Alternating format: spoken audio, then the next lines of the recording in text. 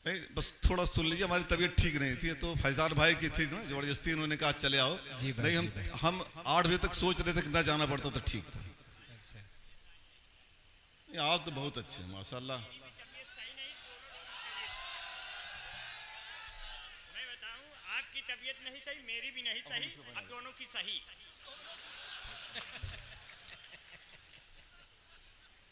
चार मिस्र सुनिए डॉक्टर साहब कि जाहिल को जाहिल रहना था, जाहिल को जाहिल रहने देते, हमदर्दी दिखलाई क्यों, भूखे नंगे रहने देते, हमदर्दी दिखलाई क्यों, भूखे नंगे रहने देते, हमदर्दी दिखलाई क्यों, मुर्दा कौम को जिंदा कर देने की अलख जगाई क्यों, मुर्दा कौम को जिंदा कर देने की अलख जगाई क्यों, कर देने की अलख जगाई क्यों, बस इतनी सी बात पे इतना, पूरी व्यवस्था एक लाइन में, बस इतनी सी बात पे इतना झेल रहा है वो कुनबा, बस इतनी सी बात पे इतना झेल रहे हैं आजम खां, पंचर जोड़ने वालों के हाथों में कलम थमाई क्यों, वाह वाह भूखे नंगे रहने देते, हमदर्दी दिखलाई क्यों, वाह। हमदर्दी दिखलाई क्यों, भूखे नंगे रहने देते, हमदर्दी दिखलाई क्यों, हमदर्दी दिखला। बस इसके बाद हमको न कहिएगा, 2-3-4 शेर पढ़ के अपनी जगह लेना चाहता हूं मैं कि हर सिमत वहां लाशों का अंबार लगा है, सुनिएगा आप लोग, हर सिमत वहां लाशों का अंबार लगा है, इस काम में शैतानों का सरदार लगा है, हर सिमत वहां लाशों का अंबार लगा है, इस काम में शैतानों का सरदार लगा है, पानी पे लगा पहरा है दौरे यजीद का,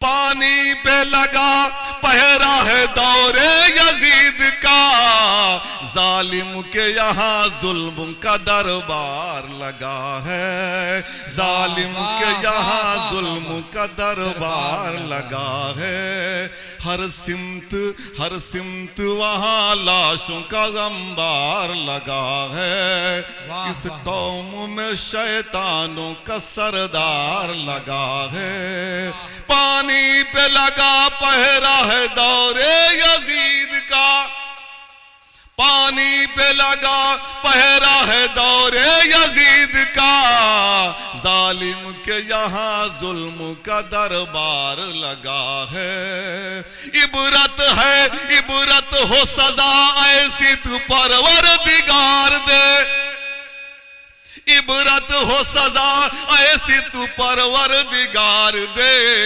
मौला तू अबाबीलों का लश्कर उतार दे, मौला तू अबाबीलों का लश्कर उतार दे, इबरत हो सजा ऐसी तू परवरदिगार दे, इबरत हो सजा ऐसी तू परवरदिगार दे, मौला तू अबाबीलों का लश्कर उतार दे, मौला तू अबाबीलों का लश्कर उतार दे, मौला तू बच्चे भले संगीनों के साये में पले हों, बच्चे भले संगीनों के ठोकर में पले हैं, तादाद है लाखों में जो मिट्टी में मिले हैं, फिर भी वो हार मान के घुटने नहीं टेके, फिर भी वो हार मान के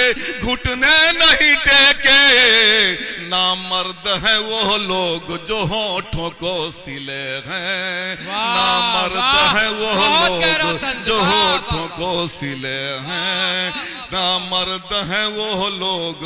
और बच्चे भले संगीनों के ठोकर में पले हैं, तादाद में लाखों, तादाद में लाखों की जो मिट्टी में मिले हैं।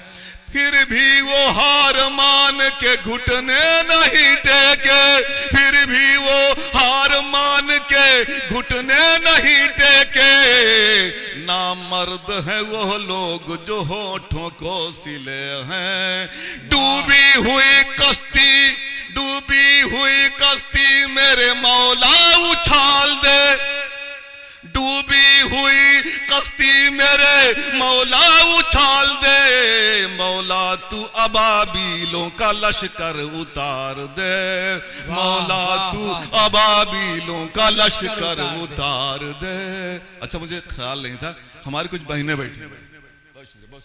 भाई सुल्तानपुर से तशरीफ लाए हुए मेहमान शायरा मोहतरमा फलक सुल्तानपुरी साहब, मौला तू प्रिंसिपल आजाद प्रतापगढ़ी साहब का इस्तकबाल करते हुए। देखिए हमारी बेटी है, हमारे घर के बगल उसका घर है। बेशक। मौला तू, हमारी बहनें बैठे हैं, हम बाद में देखें तो 3-4 मिसरे के लिए जी इनायत कीजिए सर। कि जुल्म करने वालों का सामना जरूरी है, जुल्म करने वालों का सामना जरूरी है। सुनिए थोड़ी 2-3-4 शेर और सुन लीजिए।